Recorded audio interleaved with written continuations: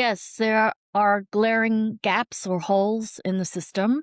The first, in any supply chain is that the source of truth is really in the form of written documentation.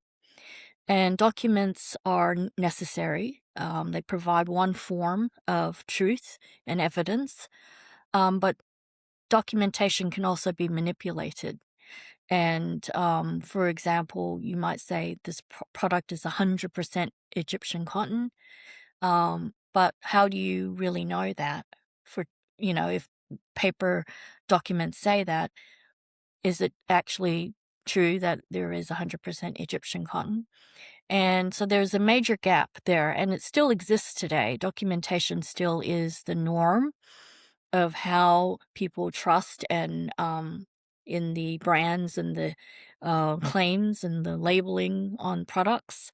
But it's also changing at the moment because there's regulations in the marketplace, as well as tariffs and changes in corporate environment and in terms of governance rules. For example, in Germany, you can be held account now for greenwashing in a real way. So if you say something is eco-friendly today, that's not good enough. You actually need to back it up with actual data and evidence.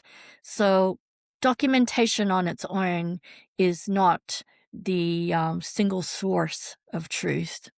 You have to establish and develop a body of evidence today that demonstrates that what you are saying is in fact what you're doing. So that's one of the major gaps that I find that is in the industry today.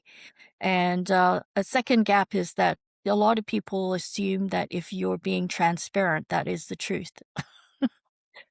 Well, transparency is basically a fancy word to say what you're willing to share with a marketplace.